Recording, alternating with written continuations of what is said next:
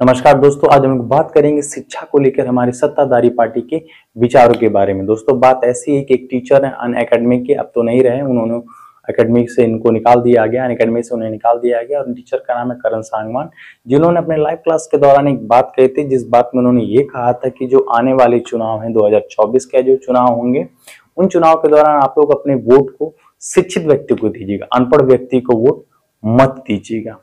और इस बात के बाद अनएकेडमी ने उन्हें बाहर निकाल दिया। और कांग्रेस के नेता पवन खेड़ा ने इन्हीं की मतलब करण सांगवान की वीडियो को देखने के बाद उन्होंने एक बात कही कि करण सांगवान ने अपने वीडियो में किसी नेता के बारे में तो बात नहीं की या किसी पार्टी के बारे में तो बात नहीं की, उन्होंने बस जस्ट ये बात कही कि जो आप लोग अपने वोट को दीजिएगा वो एक शिक्षित व्यक्ति को दीजिए। तो भाजपा के नेता हो या भाजपा की पार्टी को इतना बुरा क्यों लग गया।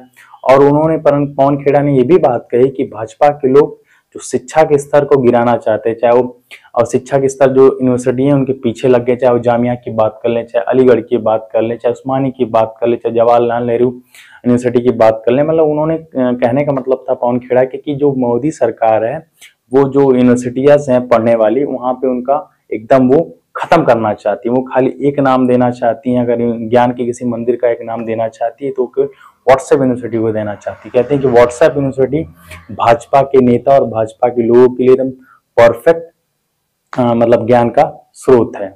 और दोस्तों इस बात से मैं भी वाकिफ करता हूँ, क्योंकि दोस्तों बीजेपी के जो नेता लोग हैं, बीजेपी की पार्टी लोग जो शिक्षा के स्तर को वो गिराना चाहते हैं, क्योंकि जो ऐसी यूनिवर्सिटियां हैं वहाँ पे बच्चे जो स्टूडेंट हो पढ़े लिखे होते हैं, वो अपने हक और मुद्दों की बात करते हैं। जो हमारे देश की पार्टी के जो बीजेपी पार्टी के नेता लोग हैं, बीजेपी पार्टी के लोगों को यह बात बुरी लगती है। दोस्तों ये पहला वाक्य नहीं है कि किसी ने इस तरह की बातें की।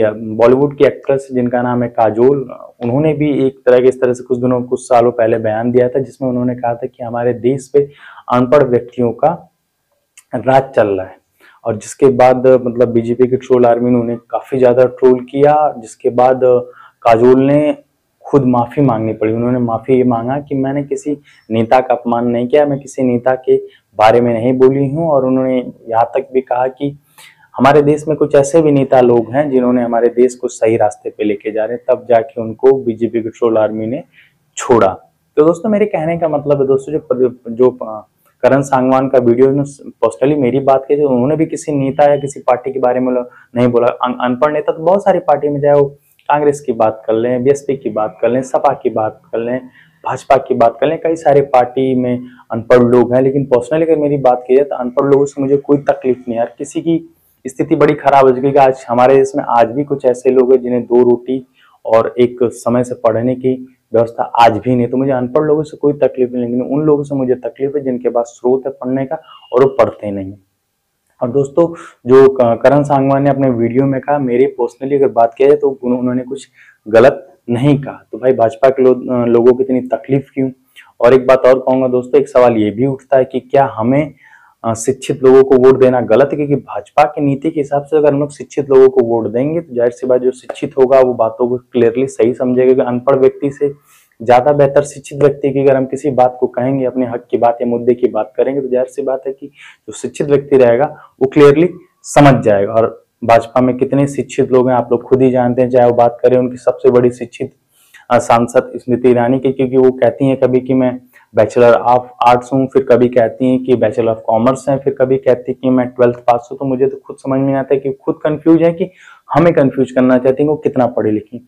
बहरहाल किसी की पढ़ाई लिखाई पे नहीं जाना चाहिए। पर्सनली बस अपनी अपनी सोचिए। कहने का मतलब है दोस्तों, अब बात तो ये उठती कि क्या हम लोग शिक्षित लोगों को वोट नहीं देना चाहिए। तो चलिए दोस्तों, आज का वीडियो यहीं तक का था। अगर वीडियो पसंद आएगा तो प्लीज लाइक करिएगा, कमेंट कर देगा, शेयर कर देगा और चैनल को भाई प्लीज सब्सक्राइब कर देगा। तब तक के लिए टाटा, गुड बाय, जय हिंद।